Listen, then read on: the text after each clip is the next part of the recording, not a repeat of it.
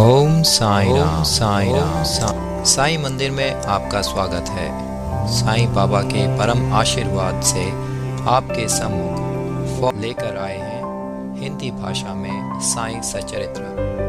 हम आशा करते हैं कि बाबा की दया दृष्टि हम सभी पर बनी रहे और उनका स्नेह हम सबको प्राप्त होता रहे। ओम साई राम साई राम। अध्याय 21।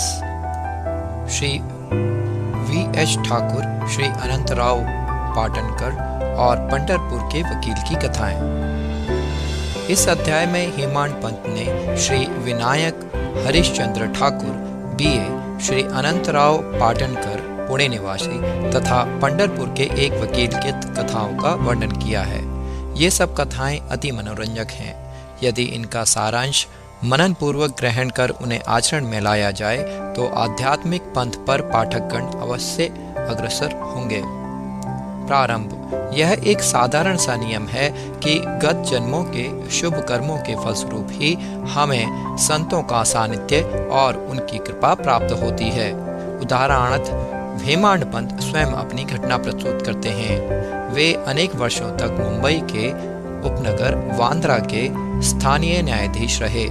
पीर मौलाना नामक एक मुस्लिम संत भी वहीं निवास करते थे। उनके दर्शनार्थ अनेक हिंदू, पारसी और अन्य धर्मावलंबी वहां जाया करते थे। उनके मुजावर यानी पुजारी ने हेमांड पंत से भी उनका दर्शन करने के लिए बहुत आग्रह किया, परंतु किसी न किसी कारणवश उनकी भेंट उनसे ना हो सकी। अनेक वर्षों के उपरांत जब उनका शुभ काल आया तब वे शिरडी पहुंचे और बाबा के दरबार में जाकर स्थायी रूप से सम्मिलित हो गए। भाग्यहीनों को संत समागम की प्राप्ति कैसे हो सकती है? केवल वे ही सौभाग्यशाली हैं जिन्हें ऐसा अवसर प्राप्त हो। संतों द्वारा लोक शिक्षा। संतों द्वारा लोक शिक्षा का कार्य चिरकाल से ही इस विश्व में संपादित होता आया है। अनेकों संत भिन्न भिन्न स्थानों पर किसी निश्चित उद्देश्य की पूर्ति के लिए स्वयं प्रकट होते हैं। यद्यपि उनका कार्य स्थल भिन्न होता है, परंतु वे सब पूर्णतः एक ही हैं। वे सब उस सर्वशक्तिमान परमेश्वर की संचालन शक्ति के अंतर्गत एक ही लहर में कार्य करते हैं। उन्हें प्रत्येक के कार्य का परस्पर ज्ञान रहता है और आवश्यकता अनुसार परस्पर कमी की पूर्ति करते हैं, जो निम्नलिखित घटना द्वारा स्पष्ट है। Shri Thakur, Shri V.H. Thakur B.A. Revenue विभाग में एक कर्मचारी थे।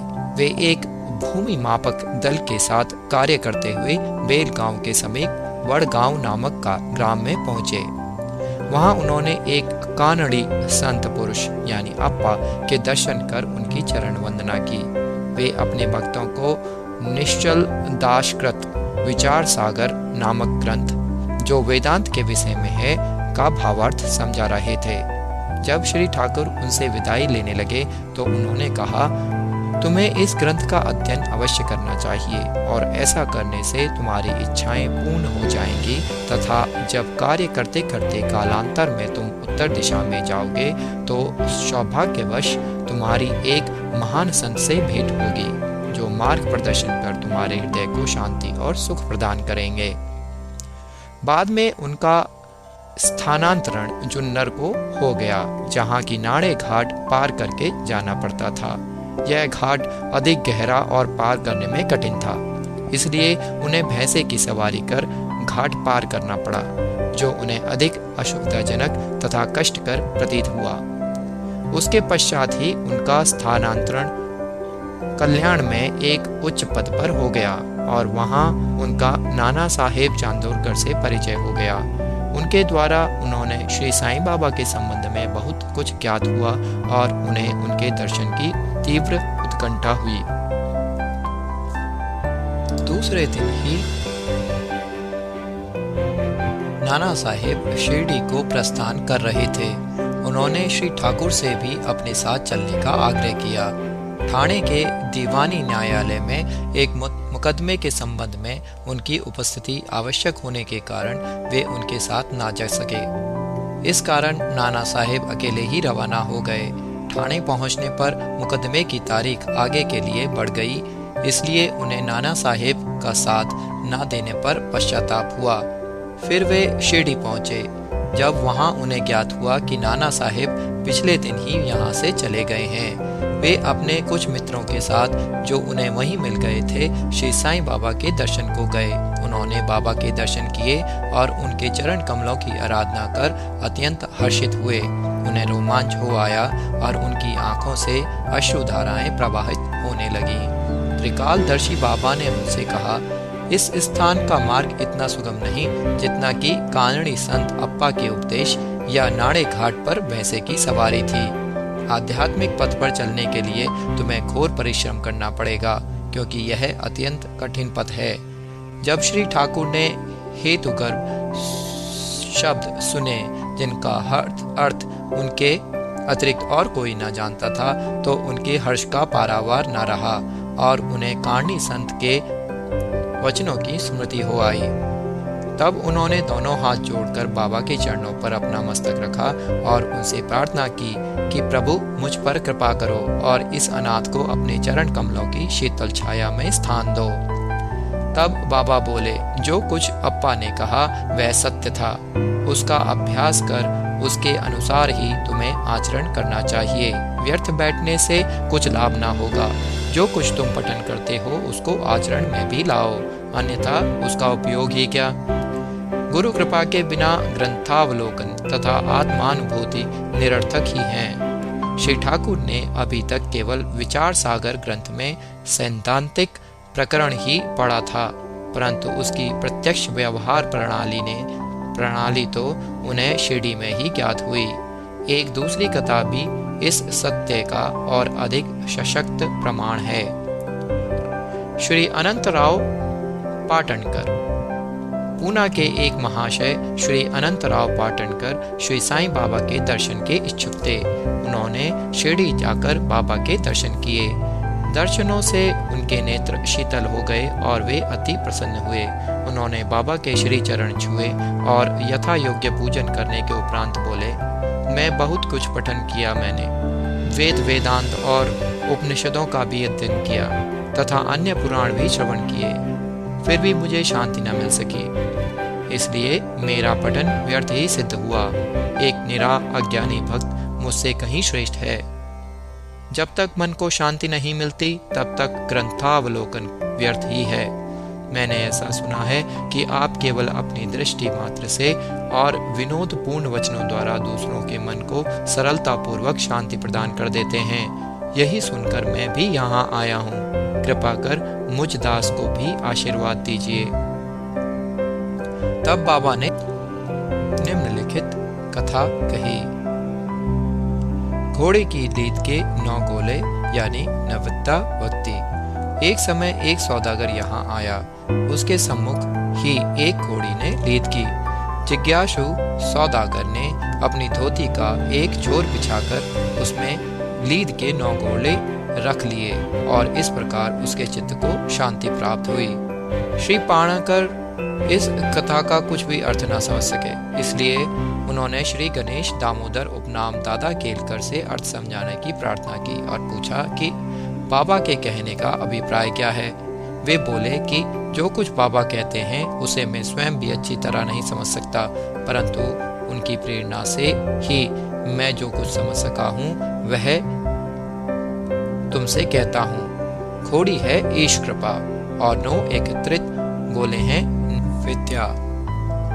1 भक्ति यथा श्रवण, कीर्तन, नाम स्मरण, पाद सेवन, अर्चन, वंदन, दास्य या दास्ता, सख्यता तथा आत्मनिवेदन। ये भक्ति के 9 प्रकार हैं। इनमें से यदि एक को भी सत्यता से कार्य रूप में लाया जाए तो भगवान श्री हरि अति प्रसन्न होकर भक्त के घर में प्रकट हो जाएंगे। समस्त साधनाएं अर्थात जप, तप, योगाभ्यास तथा वेदों के पठन पाठन में जब तक भक्ति का संपुट ना हो बिल्कुल शुष्क ही हैं। वेद ज्ञानी या ब्रह्म ज्ञानी की कीर्ति भक्ति भाव के अभाव में निरर्थक है। आवश्यकता है तो केवल पूर्ण भक्ति की। अपने को भी उसी सौदागर के समान जानकर और व्यग्रता तथा उत्सुकता पूर्वक सत्य की खोज कर 9 प्रकार की भक्ति को प्राप्त करो। जब कहीं तुम्हें दृढ़ता तथा मानसिक शांति प्राप्त होगी। श्रवण, कीर्तन, विष्णु स्मरणम, पाद सेवनम, अर्चनम, वंदनम, दास्यम, साख्यम, आत्मनिवेदम। दूसरे दिन जब श्री पाटनकर बाबा को प्रणाम करने गए तो बाबा ने पूछा कि क्या तुमने लीद के 9 गोले एकत्रित किए? उन्होंने कहा कि मैं अनाश्रित हूँ, आपकी कृपा के बिना उन्हें सरलतापूर्वक एकत्रित करना संभव नहीं है। बाबा ने उन्हें आशीर्वाद देकर सांत्वना दी कि तुम्हें सुख और शांति प्राप्ति हो जाएगी, जिसे सुनकर श्री पाटनकर के हर्ष का पारावार न रहा। पंढरपुर के वकील भक्तों के दोष दूर कर उन्हें उचित पद पर ला देने की बाबा की त्रिकालज्ञता की एक छोटी सी कथा का वर्णन कर इस अध्याय को समाप्त करेंगे। एक समय पंढरपुर से एक वकील शिरडी आए। उन्होंने बाबा के दर्शन कर उन्हें प्रणाम किया तथा कुछ दक्षिणा भेंट देकर एक कोने में बैठे वार्तालाप सुनने लगे। बाबा उनकी ओर देखकर कहने लगे कि लोग कितने धूर्त हैं जो यहाँ आकर चरणों पर गिरते और दक्षिणा देते हैं, परंतु भीतर से पीठ पीछे गालियां देते रहते हैं। कितने आश्चर्य की बात है ना। यह पगड़ी वकील के सिर पर ठीक बैठी और उन्हें उसे पहननी पड़ी। कोई भी इन शब्दों का अर्थ ना समझ सका, परंतु वकील साहब इसका गूढ़ार्थ समझ गए। फिर भी वे सिर झुकाकर बैठे ही रहे। वाड़े को लौटकर वकील साहब ने काका साहेब दीक्षित को बतलाया कि बाबा ने जो कुछ उदाहरण दिया और जो मेरी ही ओर लक्ष्य कर कहा गया था वह सत्य है। वह केवल चेतावनी ही थी कि मुझे किसी की निंदा न करनी चाहिए। एक समय जब उप न्यायाधीश श्री नूलकर स्वास्थ्य लाभ करने के लिए पंढरपुर से शिरडी आकर ठहरे तो बार रूम में उनके संबंध में चर्चा हो रही थी। विवाद का विषय था कि जिस व्याधि से उप न्यायाधीश अस्वस्थ हैं, क्या बिना औषधि सेवन के लिए केवल साईं बाबा की शरण में जाने से ही उससे छुटकारा पाना संभव है, और क्या श्री नूलकर सदृश एक शिक्षित व्यक्ति को इस मार्ग का अवलंबन करना उचित है। उस समय श्री नूलकर का और साथ ही श्री साईं बाबा का भी बहुत उपहास किया गया। मैंने भी इस आलोचना में हाथ बटाया था। श्री साईं बाबा ने मेरे उसी दूषित आचरण पर प्रकाश डाला है। यह मेरे लिए उपहास नहीं वरन एक उपकार है, जो केवल परामर्श है कि मुझे किसी की निंदा ना करनी चाहिए और ना ही दूसरों के कार्य में विघ्न डालना चाहिए। शिरडी और पंढरपुर में लगभग 300 मील का अंतर है। फिर भी बाबा ने अपनी सर्वज्ञता द्वारा जान लिया कि बाथरूम में क्या चल रहा था। मार्ग में आने वाली नदियां, जल और पहाड़ उनकी सर्वज्ञता के लिए रूढ़ा न थे। वे सबके हृदय की गुह्य बात जान लेते थे और उनसे कुछ छिपाना था।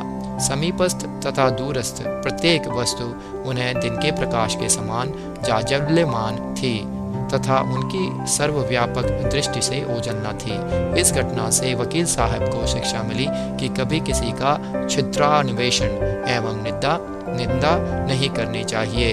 यह कथा केवल वकील साहब को ही नहीं वरन सबको शिक्षाप्रद है। श्री साईं बाबा की महानता कोई ना आंक सका और ना ही उनकी अद्भुत लीलाओं का अंत ही पा सका। उनकी जीवनी भी तदनुरूप ही है, क्योंकि वे पर ब्रह्म स्वरूप हैं। श्री सद्गुरु साईनाथार्पणमस्तु। शुभम भवतु।